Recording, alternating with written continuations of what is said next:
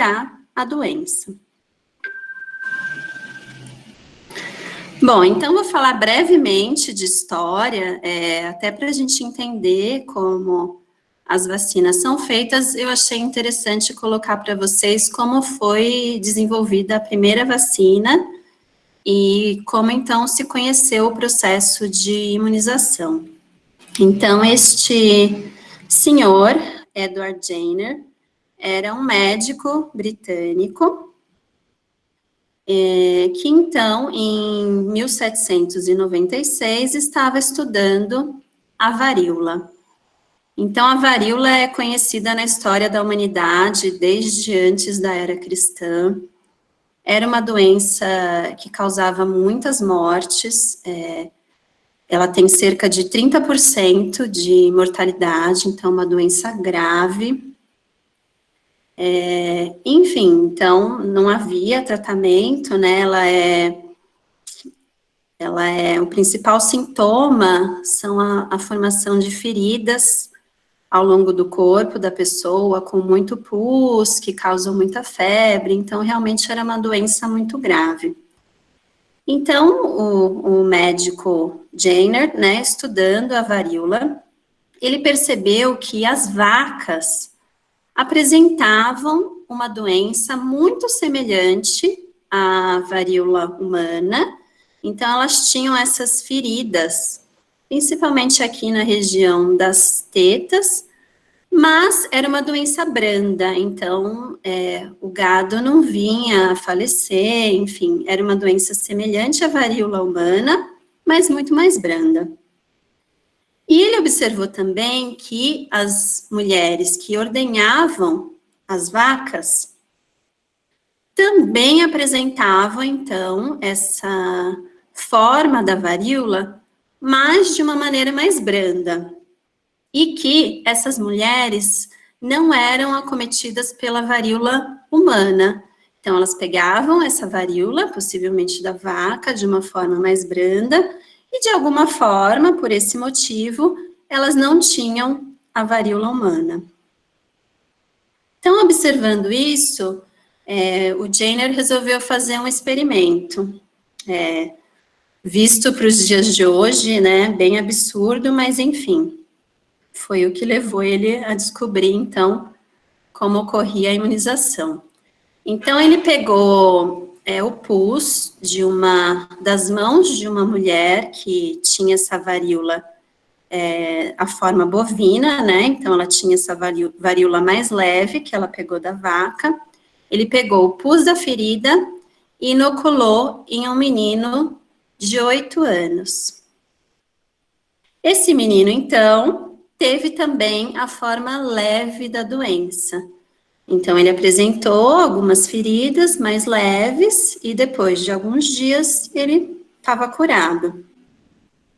Depois disso, o Jenner pegou, então, o pus de um paciente que estava com a forma humana e grave da varíola e inoculou nesse mesmo menino. E o que ele observou, então, depois? O menino não ficou doente. Então, assim como ocorria com as mulheres que trabalhavam na ordenha das vacas, ele conseguiu, então, mimetizar esse processo, deixando esse menino imune à varíola humana. Bom, estava descoberta, assim, então, a propriedade de imunização. E é daí, então, que vem o termo vacina. Ele seria, portanto, derivado de vaca, do latim. Aqui a gente tem uma representação, então, do Jenner inoculando, né, o vírus da varíola nesse menino. O trabalho dele foi realizado em 76, mas só depois de 2 anos é que o trabalho foi aceito pela comunidade científica britânica e foram exigidos mais experimentos e é conhecido até que ele fez isso com o próprio filho dele. Então, ele inoculou também e imunizou o próprio filho, mas depois, em 1978, o trabalho foi aceito, enfim, é amplamente discutido pela comunidade científica. Bom, então, como ocorre a vacinação contra a varíola? O que foi que o Jenner fez, né? Ele pegou o vírus bovino, né, que causa a varíola bovina, e formulou uma vacina contendo esse vírus. Dessa forma, a pessoa, então, tendo a forma, né, mais leve da doença, ela fica protegida contra a varíola humana. Então, se essa pessoa entrar em contato com o vírus humano, ela não vai desenvolver a doença, porque ela está imune, ela está protegida contra o vírus da varíola. Então, como eu disse para vocês, a varíola era uma doença muito grave.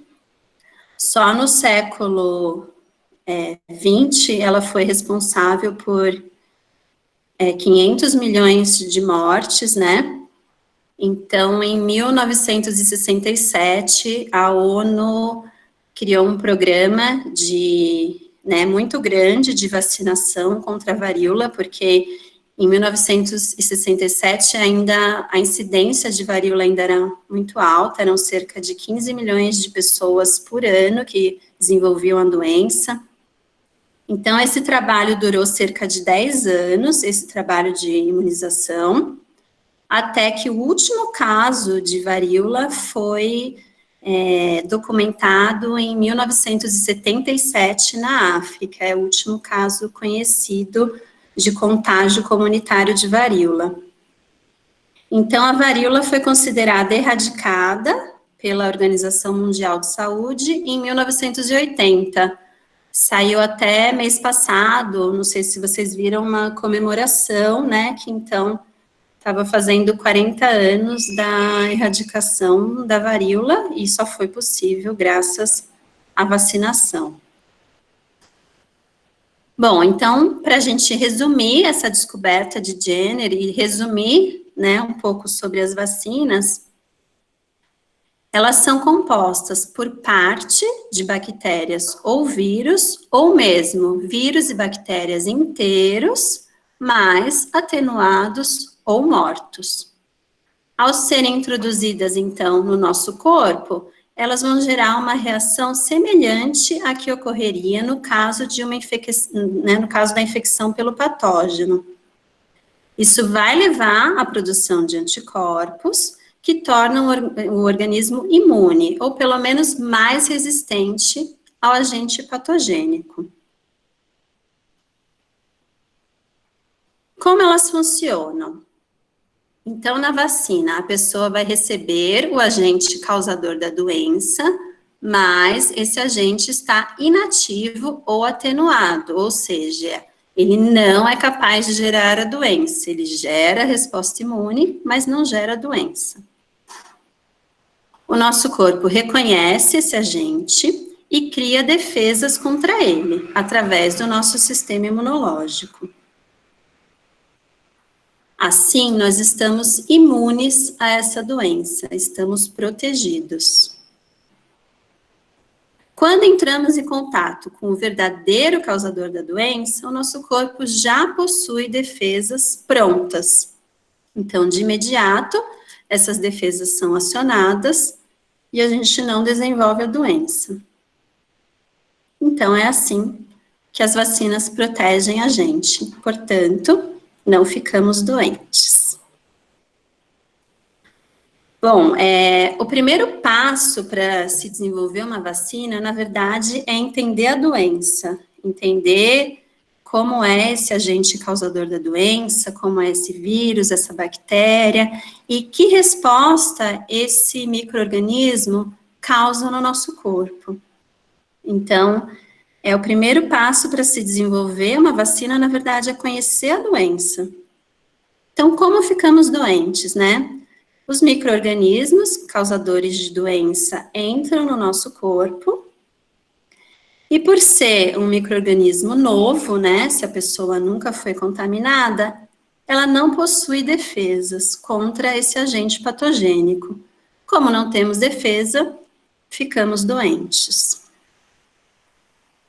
Mas, Na verdade, a gente tem defesa, né? O nosso corpo apresenta essa defesa, que é o nosso sistema imunológico. Então, uma vez que nós entramos em contato com esse agente patogênico, células de defesa do nosso corpo vão ser acionadas para combater essa doença. E isso ocorre principalmente através da produção de anticorpos específicos para o patógeno. Então, a gente entra em contato com o patógeno e dentro de dias, semanas, ocorre, então, a produção de anticorpos específicos para combater esse agente causador de doença. Bom, e o que os anticorpos fazem, né? Eles atacam o micro-organismo invasor.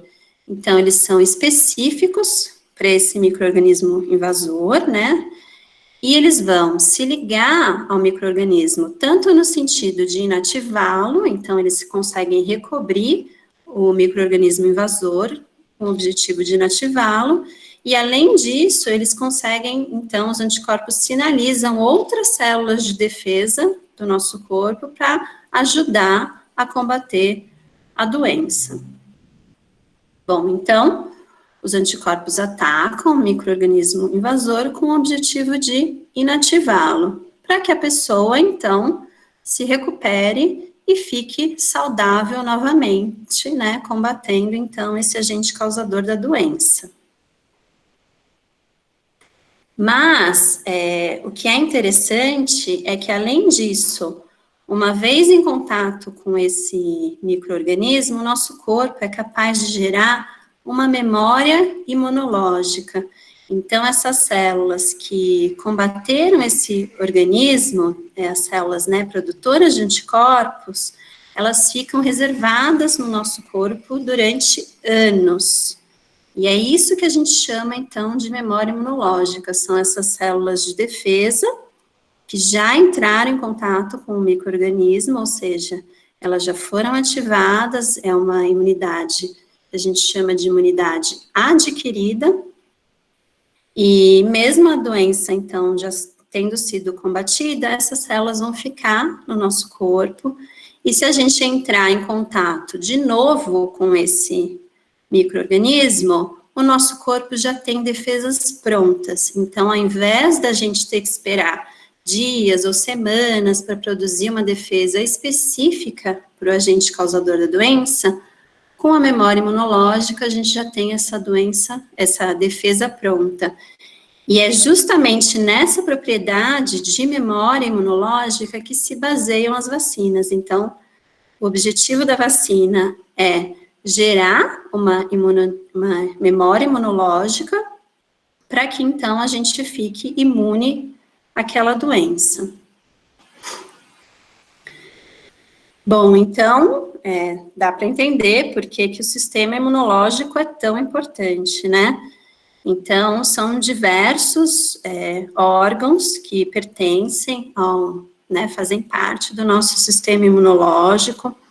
Ele está, então, espalhado por todo o nosso corpo. E lá na medula óssea, então, que ocorre a produção das nossas células de defesa. E eu vou focar, então, principalmente nessas duas células aqui, os linfócitos B e os linfócitos T, que são eles os responsáveis pela memória imunológica. Então, os linfócitos B, que são os produtores de anticorpos,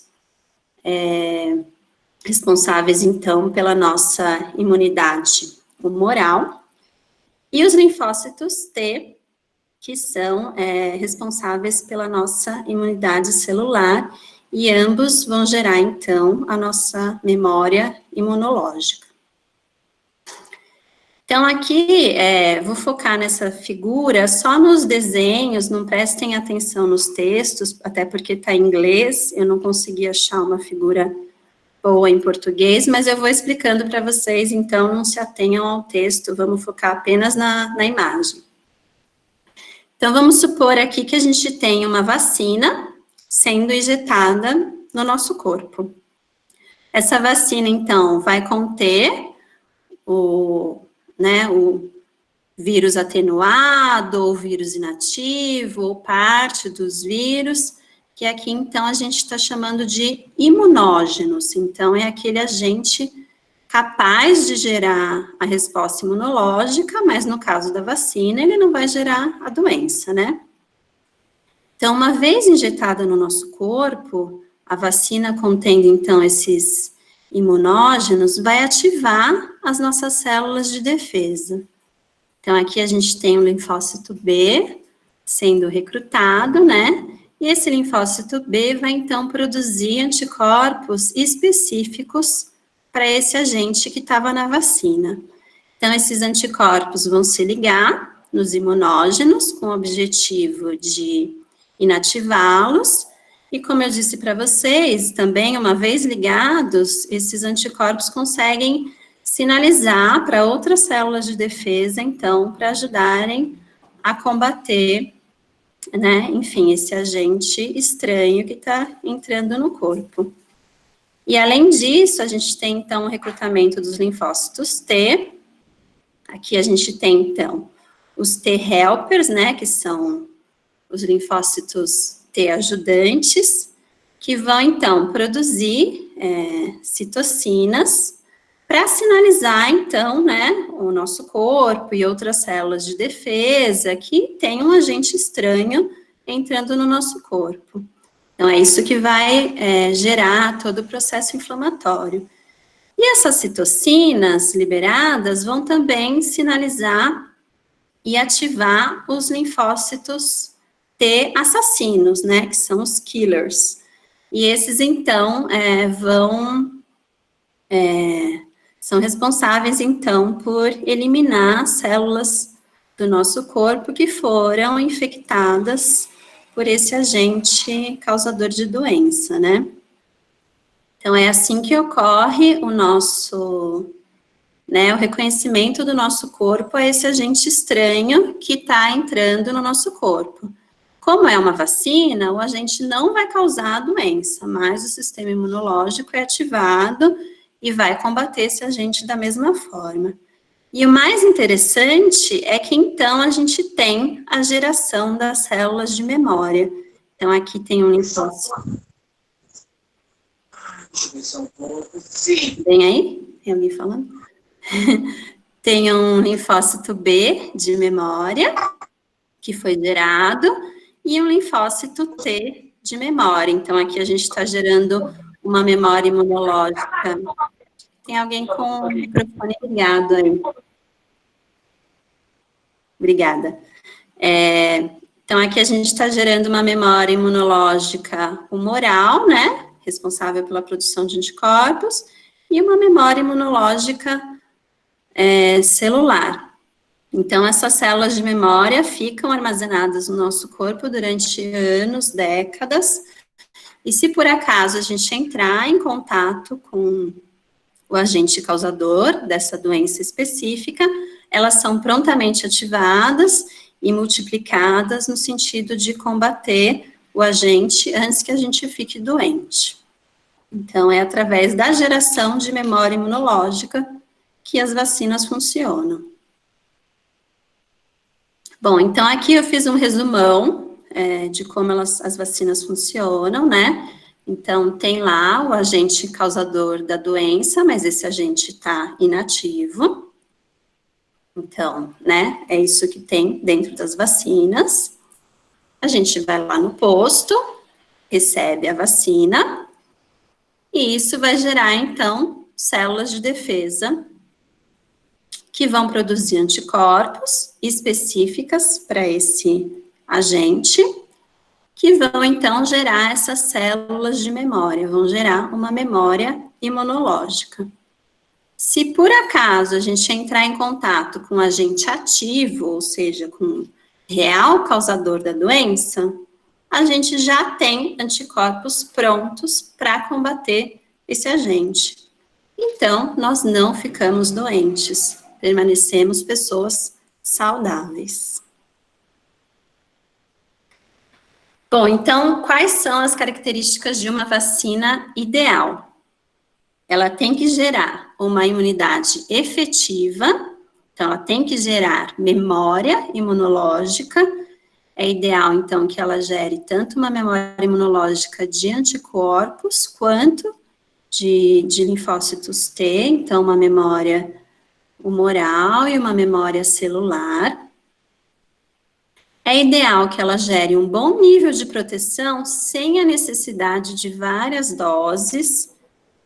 A gente sabe que algumas vacinas, né, necessitam de várias doses por não gerar essa imunidade celular, mas se a gente for considerar uma vacina ideal, que seja amplamente aceita pela população, é ideal que você não precise tomar várias doses, né?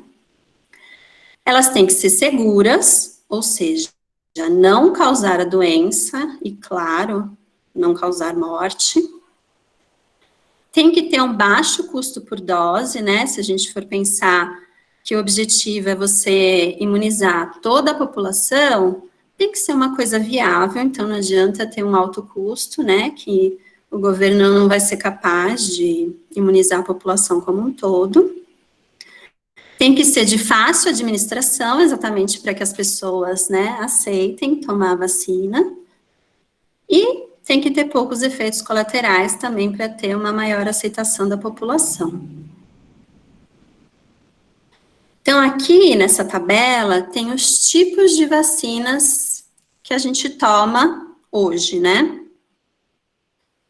Então, ó, existem vacinas com o organismo atenuado, ou seja, o organismo causador da doença está vivo, mas ele não é patogênico. Então, isso tem que ser feito através de estudos, né, onde você tem, então, cepas de vírus que não causam a doença, né? Então, são anos de estudo até você chegar nessa linhagem atenuada, né, onde o vírus está vivo, mas não causa doença. O interessante dessa vacina é que ela é capaz de gerar uma memória imunológica muito boa, então, muitas vezes são vacinas de dose única, que duram muitos anos, exatamente porque elas geram tanto a memória de anticorpos, né, a memória imunológica de anticorpos, quanto a memória imunológica celular. Mas o ponto negativo é que muitas vezes essas vacinas não podem ser administradas em pessoas imunossuprimidas, exatamente porque o organismo está vivo, apesar de estar atenuado. Então, aqui a gente tem as vacinas, né, que são feitas dessa forma, febre amarela, pólio, então são todas vacinas de organismos atenuados. Existem as vacinas de organismos inativos ou mortos, então o vírus é produzido e depois inativado por processos químicos. Então, essas vacinas geralmente geram só uma memória imunológica humoral, né, de produção de anticorpos, mas muitas vezes você não tem uma memória de linfócitos T, então às vezes são vacinas que a gente tem que tomar mais doses, ou dose todo ano, que é, por exemplo, no caso da vacina da gripe, né, que a gente tem que tomar todo ano, mas o interessante é que elas podem ser administradas em pessoas imunossuprimidas. Existem as vacinas que contêm só a toxina do agente patogênico, então, por exemplo, a vacina do tétano, tem só a toxina tetânica inativada com formol. Existem vacinas de subunidades, então, ao invés de você ter o micro-organismo inteiro, você tem só uma subunidade dele, geralmente uma proteína. Essas proteínas são sintetizadas em laboratório, através de técnicas de biologia molecular. Então, aqui a gente tem os tipos de vacina, então, que são feitas por subunidades. Existem ainda as vacinas conjugadas, então, quando a gente tem, por exemplo, o agente da vacina é um carboidrato, então, geralmente, ele tem que ser conjugado com uma proteína para gerar uma resposta imunológica mais efetiva. Aqui, então, as vacinas, que são formuladas dessa forma.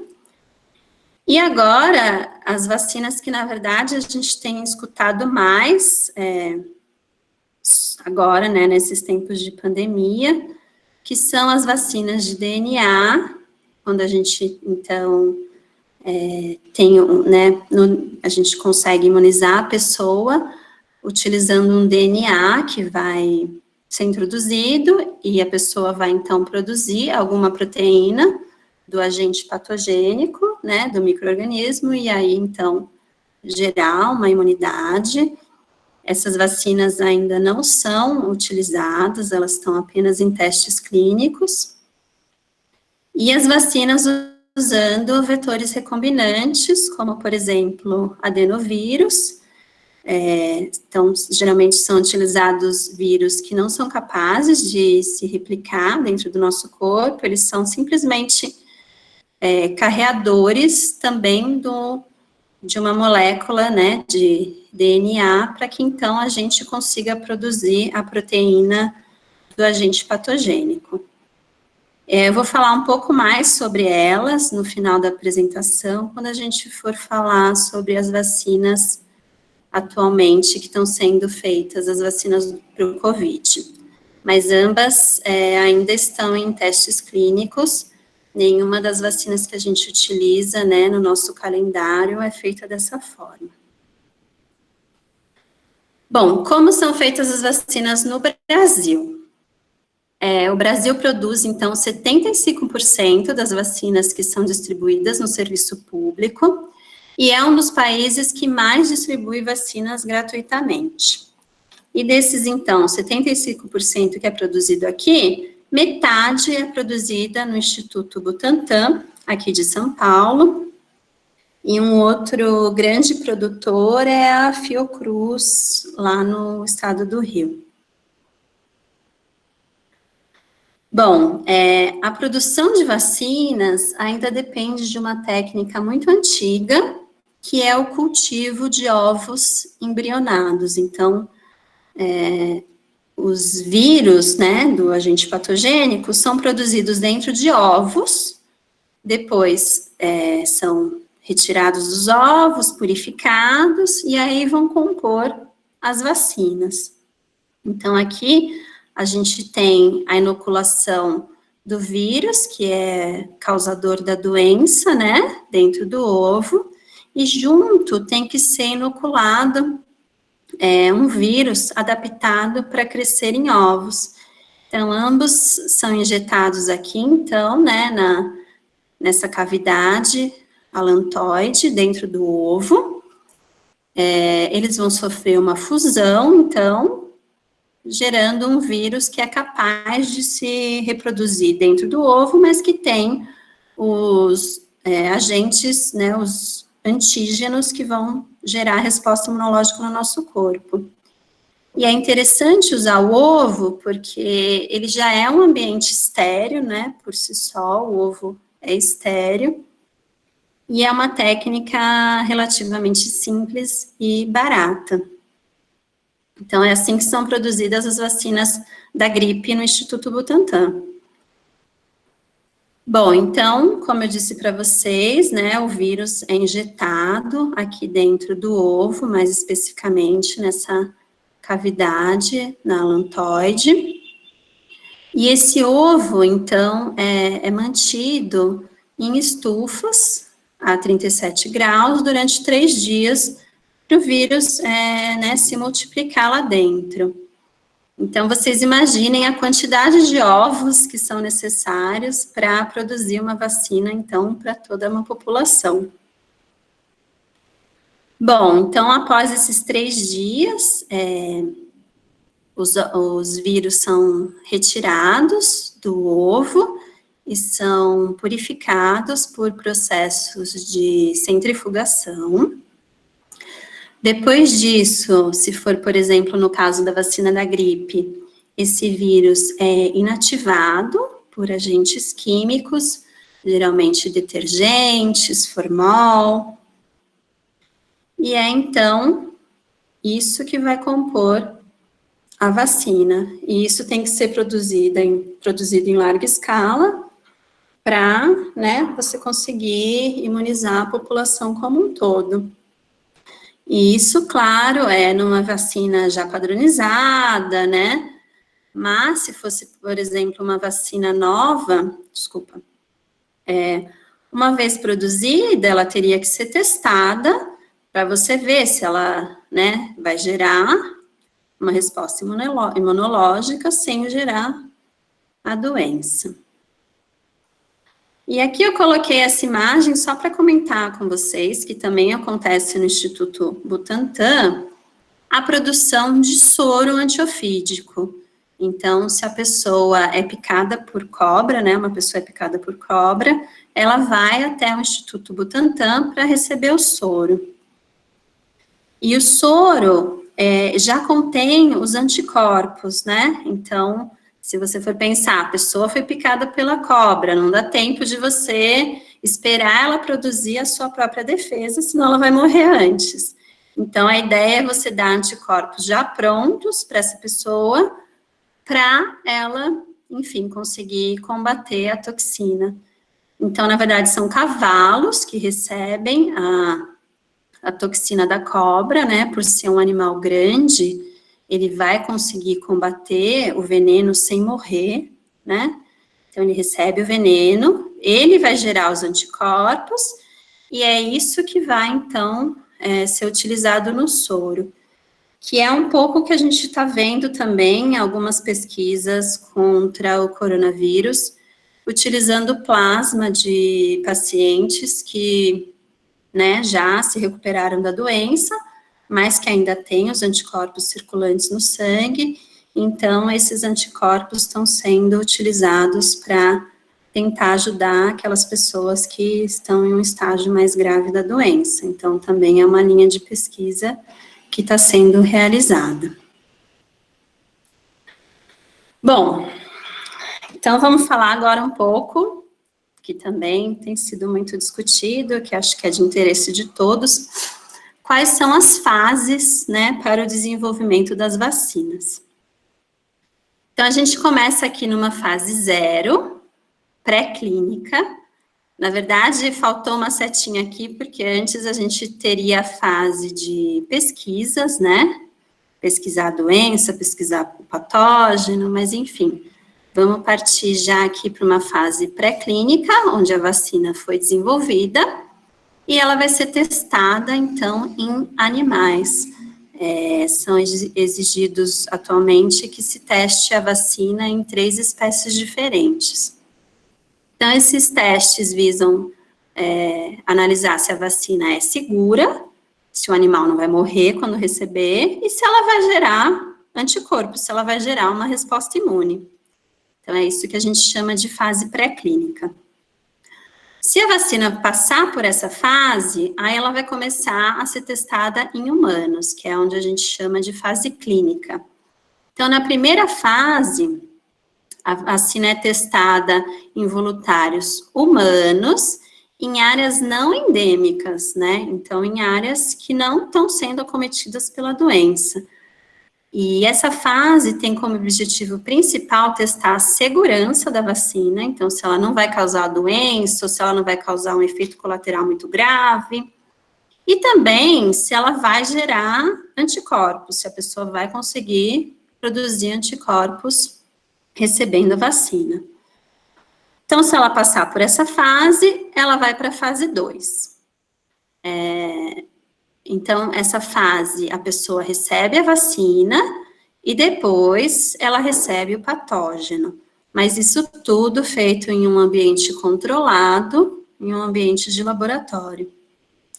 Então, essa fase já tem 2 braços, né? A gente tem voluntários não imunes e pessoas imunes.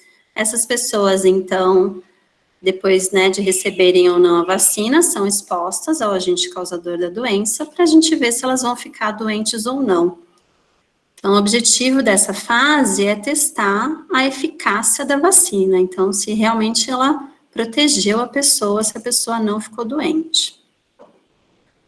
E aí, se a vacina passar por essa fase, ela vai para a fase 3. Então, a mesma coisa, você imuniza as pessoas com a vacina, e expõe elas em regiões onde a doença está circulando. Então, é aqui que a gente chama de desafio natural. Você não está mais em um ambiente controlado de laboratório, você já está em um lugar onde a doença, né, enfim, está circulando. Também para testar a eficácia da vacina na população. Então, se a vacina passar por essa fase, pela fase 3, ela já pode, na verdade, ser aprovada pelo órgão regulatório. Mas ainda existe a fase 4, que é feita, então, com grandes populações, onde você vai testar também estratégias de vacinação, quantas doses, qual a melhor forma de administração, e aqui também entra em jogo a efetividade, então, qual o custo, se realmente a vacina é viável, porque a gente está falando de indústrias, né, que visam o lucro. E quanto tempo leva tudo isso? Então, aqui a gente tem um gráfico feito com base no tempo médio das vacinas, né, de tempo de desenvolvimento das vacinas que a gente tem usadas atualmente, e é contra esse gráfico que a gente está lutando, né, porque a gente quer encurtar os tempos para o Covid. Mas, se a gente for falar de tempo médio de desenvolvimento de vacinas, a gente tem cerca de 10 anos de pesquisa e de fases pré-clínicas. Enfim, realmente, se a gente for pensar, né, as doenças são muito complexas até você ter, né, o desenvolvimento de uma vacina, a média é que se leva muitos anos. Então, depois disso, a gente tem os ensaios clínicos, né, que podem levar de 2 a 4 anos, e aqui é interessante que esse gráfico também considera o tempo de você passar do laboratório para uma indústria. Então, se é uma vacina nova, ela vai necessitar de novas fábricas, de pessoas treinadas, enfim. Então, se a gente for considerar tudo isso, o tempo médio de uma produção de uma vacina pode levar até 15 anos. Bom, então passamos dessa primeira fase de entender o que são as vacinas, como elas são feitas, como elas geram, então, essa memória imunológica, quais os ensaios clínicos que têm que ser realizados.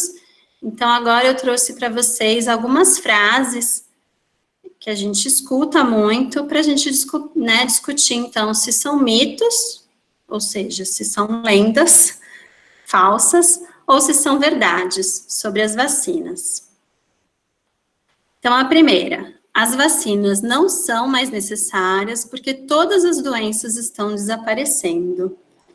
Bom, se tinha alguém que pensava desse jeito, acho que depois do Covid a pessoa mudou de ideia rapidinho, né? Claro que isso é um mito.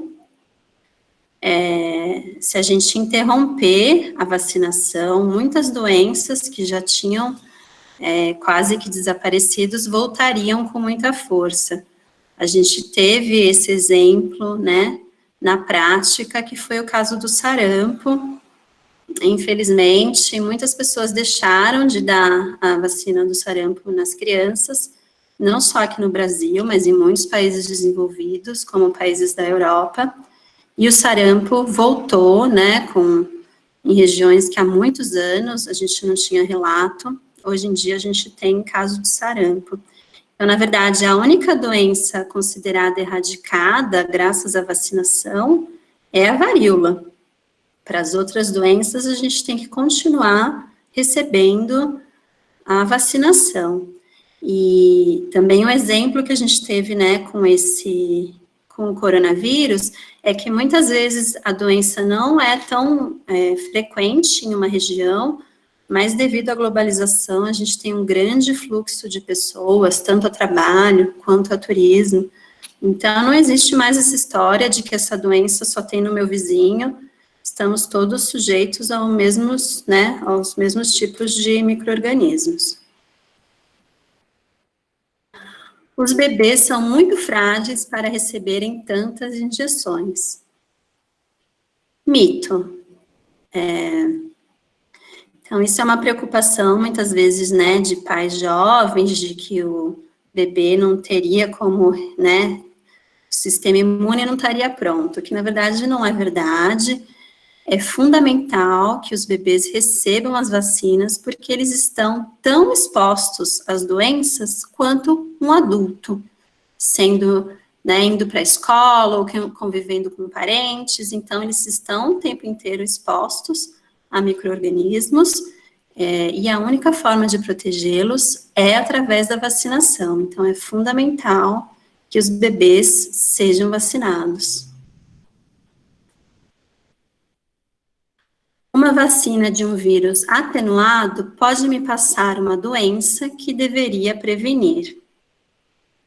Isso também é mito, né? Como a gente viu, o agente atenuado, ele gera memória imunológica, gera resposta imunológica, mas não gera a doença. Então, eles podem causar sintomas leves, como febre, uma dor no local, mas de forma alguma eles vão causar a doença. Algumas vacinas contêm mercúrio. Isso é verdade. Algumas vacinas ainda contêm esse agente, o timerosal, que é um conservante, né? Ainda é utilizado, mas ele não está mais presente nas vacinas para as crianças, e ele é utilizado em baixas doses, então a chance de gerar algum efeito colateral é muito baixa.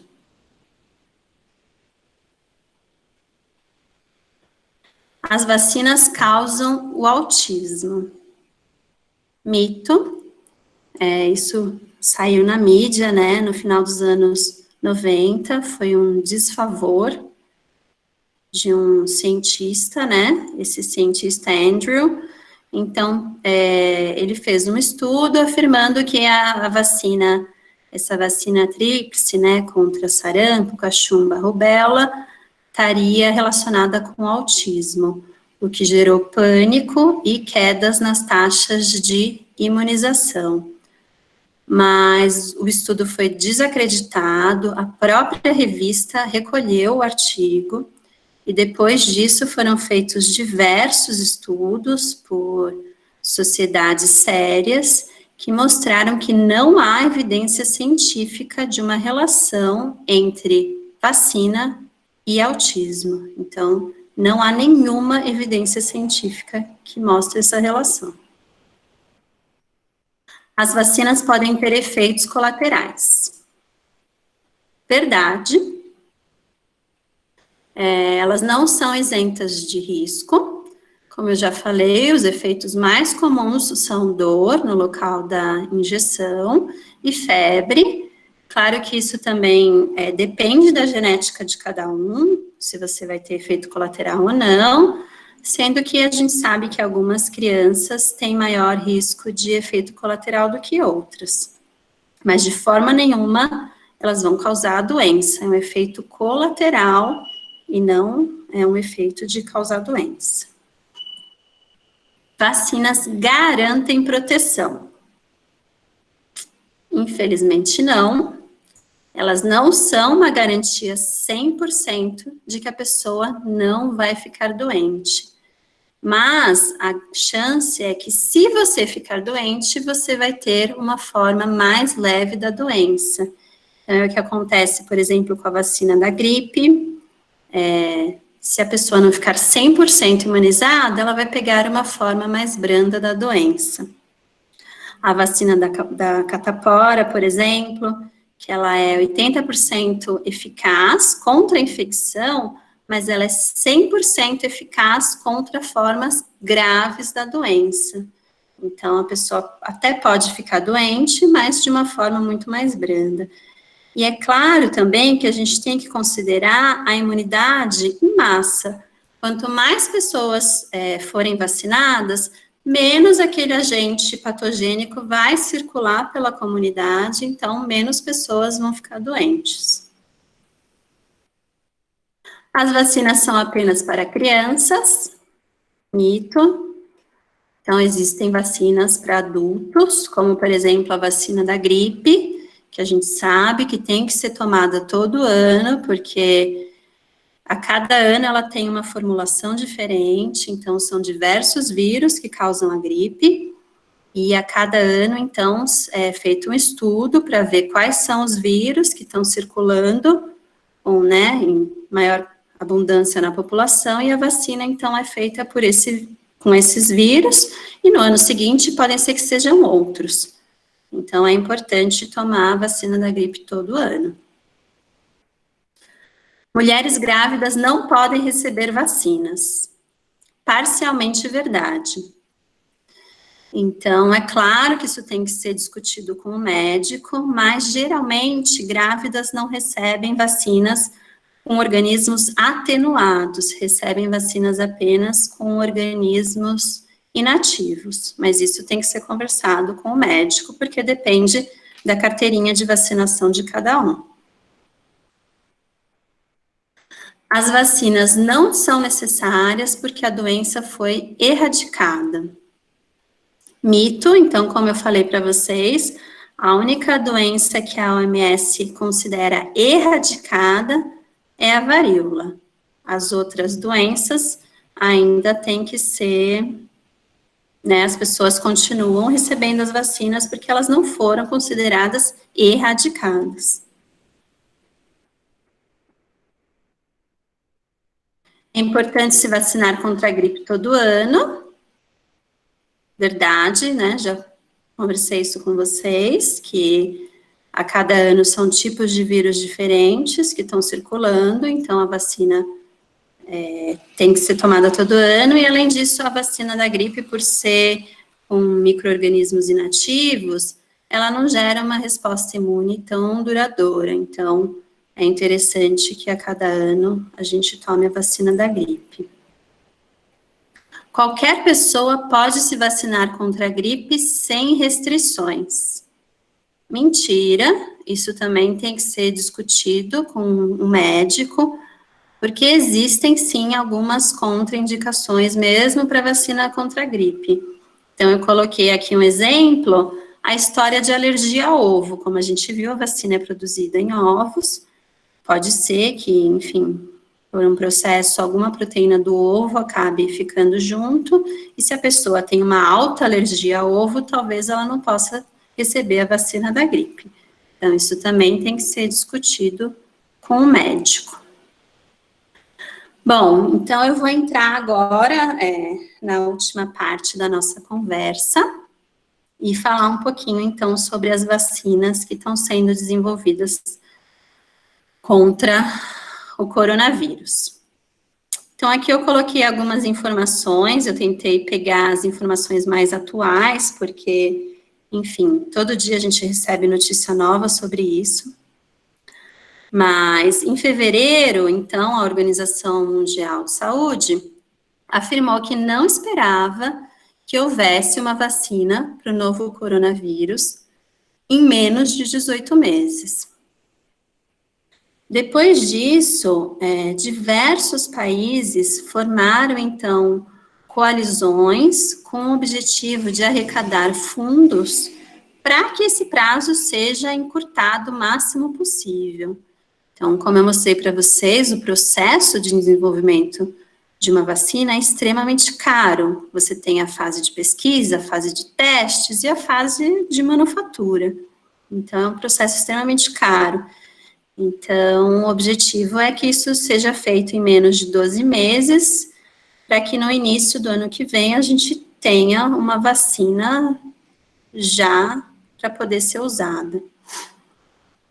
Bom, depois disso, então, em maio, a OMS também organizou um fundo para arrecadar dinheiro para o desenvolvimento da vacina, e ela propôs esse teste de solidariedade. Então, ela propôs uma união internacional para avaliação simultânea de várias vacinas candidatas que estejam em ensaios clínicos. Então, o objetivo é tanto encurtar tempo, né, você testando várias vacinas ao mesmo tempo, quanto tentar tornar a vacina disponível para todo mundo, porque aí a gente está tratando de quebra de patentes, enfim.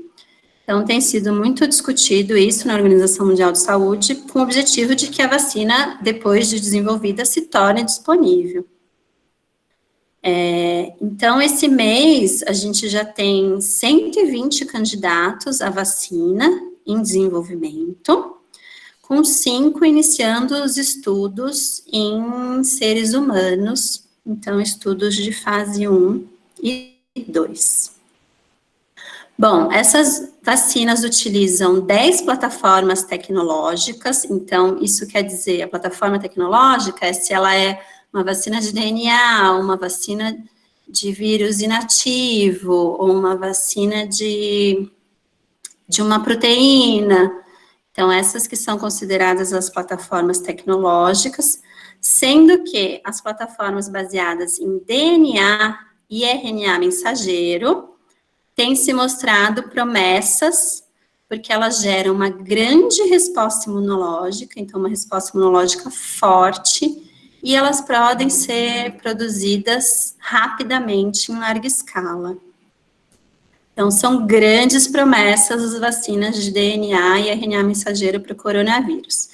Mas, além delas, a gente tem vacinas utilizando peptídeos, proteínas recombinantes, vírus atenuados e vírus inativos. Bom, então aqui eu trouxe esse estudo só para reforçar que a gente tem que conhecer a doença e a gente tem que conhecer o patógeno. Então, as pesquisas básicas são fundamentais para o desenvolvimento da vacina. Então, elas estão ocorrendo em paralelo com o desenvolvimento das vacinas. Então, a gente tem, por exemplo, esse artigo que tenta entender a resposta imune que o coronavírus gera dentro do nosso corpo. Então, é sabido que ele gera essas células, os linfócitos B, produtores de anticorpo, ele ativa também linfócitos T, mas a gente tem que estudar isso, né? Enfim, por quanto tempo essa memória imunológica é gerada, enfim. Então, são diversos estudos que estão sendo feitos, estudando, então, a resposta imune contra o coronavírus. E aqui nessa tabela, então, a gente tem aqui a lista das vacinas, né, das plataformas, que estão sendo, né, que já foram geradas e estão sendo, então, já testadas. Então, a gente tem as vacinas de DNA, que, né, é utilizado um DNA para fabricação, né, que codifica a proteína spike, que é aquela proteína de superfície do vírus. Essas vacinas, então, já estão em ensaios clínicos de fase 1 e 2, e elas têm vantagens e desvantagens.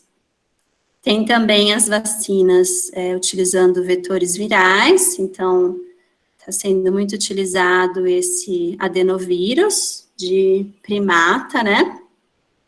Esses estudos também já estão em fase clínica. E, além disso, a gente tem outros estudos em fases pré-clínicas. Então, utilizando subunidades, ou seja, alguma parte do vírus, utilizando essas partículas vírus-like, né, que são partículas semelhantes a vírus, utilizando vírus inativados ou vírus atenuados. Aí eu trouxe para vocês esse artigo do New York Times, coloquei só esse gráfico, que eu achei o artigo muito interessante, e é interessante porque ele é um gráfico dinâmico. Então, eles falam quanto tempo uma vacina realmente leva e como a gente consegue encurtar esse tempo. Então, aqui, se a gente tivesse o tempo médio, né, a duração média, então a gente teria, né, uma fase de pesquisa, pré-clínica, ensaio clínico, construção de fábricas, a produção da vacina, a aprovação dos órgãos regulatórios e a distribuição, a gente teria aquele tempo médio lá de 15 anos. E é claro que a gente não pode esperar todo esse tempo, então o artigo discute como encurtar esse tempo. Então, como antecipar a vacina para o Covid-19? Então, a primeira sugestão é não esperar por pesquisas acadêmicas, então as pesquisas estão acontecendo, são fundamentais, mas em paralelo a gente já tem vacinas sendo testadas. Realizar ensaios clínicos em grande escala, né, enfim, para realmente comprovar que a vacina é eficaz. Utilizar fábricas já disponíveis, então não vai dar tempo de construir fábrica nova, a gente vai ter que se virar para utilizar as fábricas já disponíveis, apostar em novas tecnologias, que é o que está sendo feito, né, e acelerar processos regulatórios. Então, aqui eu trouxe exemplo para vocês, então existem 3 candidatas às vacinas contra o Covid que estão saindo mais na mídia. Então, uma é essa aqui, que é a vacina chinesa, que é feita com o vírus inativado. Tem a vacina desenvolvida na União Europeia, que é uma vacina, então, de vetor viral, né, aquela do adenovírus, e tem a vacina que saiu bastante ontem na mídia, que é a vacina dos Estados Unidos, feita, então, de RNA mensageiro, que é daquela empresa Moderna. Então, eu só trouxe aqui para a gente ver como ocorre a produção da vacina, né, se o nosso objetivo dessa conversa está sendo aprender. Então, eles isolaram vírus de pacientes, produziram, né, esses vírus em laboratório, em culturas de célula. Depois disso, o vírus ele é inativado por um agente químico e, finalmente, então, o vírus é purificado e é isso que vai compor a vacina. Aqui a gente tem uma microscopia eletrônica aqui na figura E, que eu achei interessante, né, que o vírus, apesar de estar inativado, ele mantém a sua estrutura. Então, essa vacina já foi testada em animais, nas 3 espécies, se mostrou segura, e eles vão partir agora para os ensaios clínicos. E aí, eu trouxe aqui também a vacina da empresa Moderna, que é essa feita, então, de RNA mensageiro, que codifica exatamente aquela proteína spike, e então é um RNA mensageiro envolto em uma nanopartícula de lipídio. Então, a empresa testou a vacina em 8 indivíduos saudáveis, e ela se mostrou segura nesses 8 indivíduos, e os indivíduos foram capazes de produzir anticorpos. Então, até agora, é isso que a gente tem. Seria um ensaio clínico de fase 1, mas bem restrito, com apenas 8 pessoas. E é isso. Obrigada. Só para mencionar que aqui no Brasil também estão sendo feitas vacinas contra o Covid. Então, o que eu vi mais na mídia foi a vacina do INCOR, que é essa vacina de partícula semelhante a vírus, mas também está sendo desenvolvida uma vacina no Instituto Butantan, também junto uma associação entre diversas universidades. Então, o Brasil também está correndo atrás para ter logo a vacina contra o Covid. Obrigada. Tem alguém aí ainda? Tem, sim. Carol, tem umas perguntas aqui para você. A gente responde agora, porque já está na hora da Gabi, né? Tá na hora. Você pode responder no chat, ô Carol. Pelo chat, eu vou respondendo enquanto ela apresenta. Eu acho. Né? Desculpa, Diego, não te ouvi. A Gabi pode esperar um pouquinho só para responder as perguntas, para não perder o link aí? Ou ela tem um horário? Não. Oi, gente. Boa noite. Pode responder, Carol. Eu espero. Se tudo bem por todos, eu espero. Vamos, então, vamos por uns 10 minutinhos, eu respondo. O que não der para responder, eu respondo pelo chat. Também não tem problema.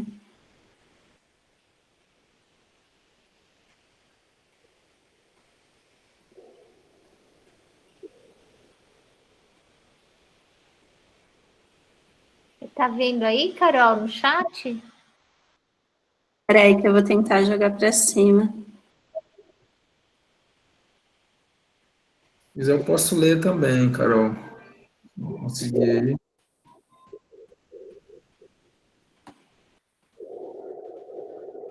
Vamos ver. Acho que a primeira é verdade que quando você vai vacinar, não pode passar no local algodão com álcool, pois tira o efeito e nem massagear. Não, na verdade, assim, eu não sou enfermeira, né? Eu sou bióloga, mas não tem problema nenhum, a vacina já foi injetada, então você passar o álcool não vai afetar a eficácia da vacina, nem massagear, enfim, não tem problema nenhum. Carol, acho que tem uma pergunta antes dessa. Antes dessa? Uma antes, perguntando quanto tempo a célula sobre... Calma aí, que eu tô subindo aqui também. Me ajuda aí. Então, como que as células sobrevivem por tanto tempo? Na verdade, assim, cada célula do nosso corpo tem um tempo de vida. Então, a gente tem desde células que duram dias, né? Como se a gente for pensar, células da pele que estão sempre descamando, quanto células que duram a vida inteira, como, por exemplo, as nossas células do sistema nervoso. Então, as células de defesa ficam armazenadas no nosso corpo, em locais específicos, como, por exemplo, na medula óssea, e aí, uma vez que a gente entra em contato com agente patogênico, essas células vão para a circulação e, posteriormente, para o local da infecção. Então, o tempo de vida varia de cada célula, né? Depende de cada célula do nosso corpo. Deixa eu ver. Por que quando tomamos a vacina da gripe, logo em seguida ficamos gripados? Então, assim, não, na verdade, a vacina da gripe, ela nunca vai causar a gripe. A gente acabou de ver que o vírus está inativado. Então, você pode ter algum efeito colateral, então, pode gerar um pouco de febre, dor no local, o braço fica dolorido, porque é um processo, né, é uma resposta imunológica, mas o vírus está morto, ele não vai causar a doença. Só se você, logo que tomou, pegou uma gripe, porque você ainda não deu tempo ainda de produzir um anticorpo, então não sei se foi azar, ou, né, enfim, ou pegou só um resfriado. Mas a vacina não é capaz de gerar a gripe, isso é lenda.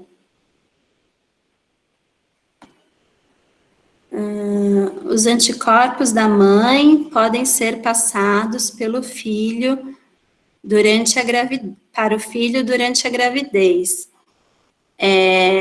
Assim, durante a gravidez, na verdade, se a criança está dentro do corpo da mãe, né, o feto, ele não vai ser exposto a nenhuma doença. Quem é exposto à doença é a mãe. Então, infelizmente, a gente sabe que existem algumas doenças que afetam né, o bebê na barriga da mãe. os anticorpos são passados pelo leite materno. O principal motivo de se recomendar tanto o aleitamento materno é justamente esse. A mãe consegue passar para o filho os anticorpos através do leite materno, e isso auxilia muito a resposta imunológica da criança. Então, ela consegue, enfim, se proteger contra doenças através dos anticorpos da mãe. Como é feita a adaptação do vírus para se multiplicar no ovo? Então, é aquilo que eu expliquei para vocês. O vírus é injetado no ovo junto com outro vírus, que é um vírus específico para crescer dentro do ovo. Então, são injetados o vírus causador da doença e o vírus para se multiplicar no ovo. E aí, dentro do ovo, esses vírus vão sofrer uma fusão, né? Eles se fundem, formando, então, um vírus que é capaz de se multiplicar dentro do ovo, mas contém ainda os antígenos, que é o que a gente vai usar para fazer a vacina. Carol, Oi. uma pessoa perguntando um pouco antes, quantas doses de vacina você consegue fazer por ovo? Vixe, isso eu não sei. São aproximadamente 3. Ah, você olhou, Gi? Obrigada. São 3. Não vi essa pergunta, mas eu não ia saber responder, obrigada. Então, haja ovo, hein? Bens a Deus. Eu sei que esse processo de produção no Instituto Butantan leva cerca de 6 meses. Então, imagina a vacina da gripe, que é anual, de 6 em 6 meses, o Butantan tem que estar produzindo para ter quantidade suficiente para gerar vacina para toda a população. A memória imunológica é passada de geração para geração? Não, como eu falei para vocês, ela é uma memória adquirida. Então, não é uma memória inata do organismo, ela é adquirida. Então, eu só vou ter a memória para os organismos para os patógenos que eu entrei em contato. Então, é uma memória adquirida. Acho que eu estou na última. Quais fatores estariam envolvidos com a geração da memória de longo prazo para alguns antígenos e curto prazo para outros? Então, como eu expliquei para vocês, no caso das vacinas, já é conhecido que quando é utilizado o micro-organismo atenuado, então o vírus atenuado, ele gera uma memória imunológica mais duradoura, exatamente porque ele é capaz de gerar a memória imunológica de linfócitos T. Então, basicamente, quando a gente tem a memória imunológica de linfócitos T, a memória imunológica celular, ela é mais duradoura. Se a gente tem a vacina, então, só com partes dos vírus ou vírus atenuados, geralmente a gente tem só uma memória imunológica humoral, e é por isso que ela é um pouco menos duradoura. Então, é basicamente isso. Certo? Obrigada, Carol. Obrigada. Vou ficar aqui para a sua, Gabi. Vou desligar meu microfone, tá? Então, Gabi. Eba, obrigada.